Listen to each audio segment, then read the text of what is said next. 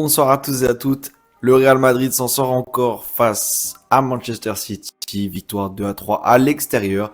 C'était à l'extérieur, donc du coup, le Real Madrid prend vraiment une grosse option sur la qualification en huitième de finale dans ses playoffs. Le Real Madrid qui n'a pourtant pas très bien commencé puisqu'il rentre au vestiaire avec un 1-0, avec un but d'Erling Haaland. Mais voilà, les erreurs de City leur coûtent toujours la victoire, leur coûtent toujours les nuls, leur coûtent toujours leurs mauvais résultats. Et on en parle juste après.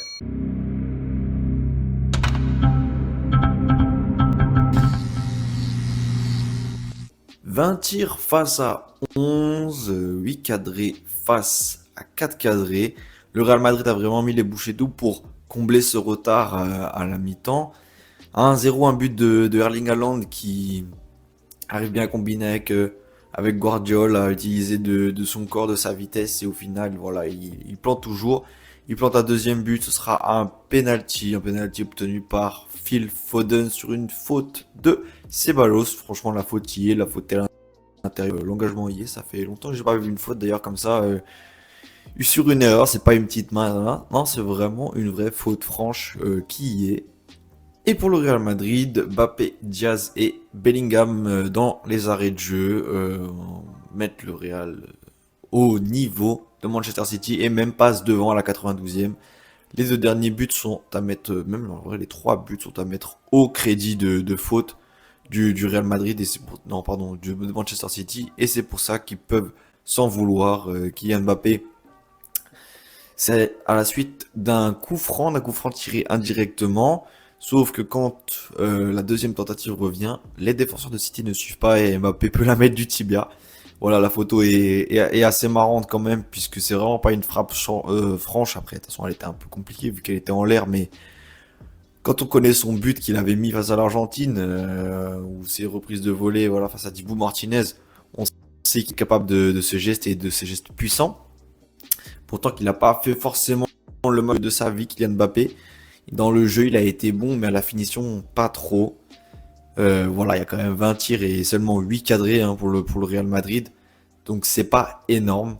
Le but de Brahim Diaz est encore sur une erreur de City. Un tir de Vinicius est vraiment renvoyé du buste, j'ai l'impression, en tout cas vraiment par Ederson qui ne couvre bien son poteau, mais qui fait vraiment un arrêt pas très académique, un arrêt pas bon.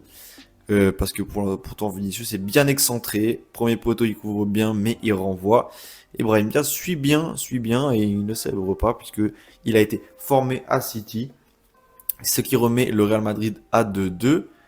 Et, et Jude Bellingham, à peu près la même situation. Une erreur encore d'Ederson qui fait une relance, un dégagement qui va directement sur un Madrilène, qui va ensuite faire une passe pour Vinicius. Vinicius qui peut bien s'emmener cette passe, tenter un lob qui sera finalement une passe décisive pour Bellingham qui a bien suivi, qui a bien bloqué son défenseur. Encore une fois, il y a une erreur de Rico Lewis qui contrôle pas bien ce ballon. Enfin bref, c'est brouillon tout ça. Et au final, City qui menait 2-1 puis avant 1-0 se met tout seul dans l'embarras et ils perdent ce match à domicile qu'ils devaient perdre. La face livide, encore une fois, de Pep Guardiola, ça va devenir vraiment un même assez redondant, mais il a des raisons d'être déçu et à mon avis, ça doit chier dans le vestiaire, désolé pour l'expression. Mais il aurait raison de gueuler sur ses joueurs, puisque quand on mène 2-1, c'est pas du tout la même chose que 3-2, déjà mathématiquement, mais aussi dans la tête, quand on se fait vraiment revenir facilement, puisqu'il n'y a pas eu trop de difficultés pour le Real Madrid de revenir, ils ont été concentrés tout le match, et là, la 86e, tu craques, c'est assez moyen pour tes hommes, c'est assez moyen dans l'état d'esprit de City, qui n'est plus du tout le cyborg qu'ils étaient les années auparavant. Voilà, c'est encore le Real Madrid qui s'en sort face à Manchester City.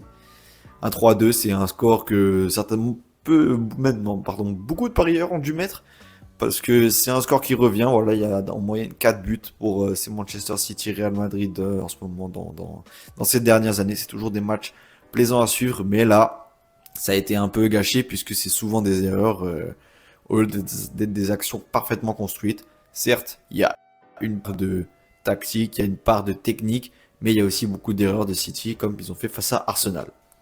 On attend impatient le On attend impatiemment le match retour, voir l'influence de ces joueurs. En tout cas, Mbappé, voilà, pour ceux qui se demandaient, qui ont regardé pour la première fois un match du Real Madrid aujourd'hui, bah franchement, il s'intègre bien et il arrive bien à combiner avec ses joueurs. Vinicius empiète un peu trop, un peu des fois sur. Enfin, en fait, pareil, c'est un reproche réciproque qu'on peut leur faire à eux deux. Ils empiètent tous les deux sur leur terrain, mais des fois aussi, ils permutent bien. Et au final, tout le monde arrive à s'exprimer. Rodrigo est aussi une pièce maîtresse du jeu d'Ancelotti qui a eu du mal à voir son équipe bien se mettre en place en première mi-temps, mais au final, en deuxième mi-temps, ça suit bien et un Real toujours concentré, c'est profiter des erreurs de City et ils peuvent que s'en vouloir à eux-mêmes d'avoir perdu ce match 2-3.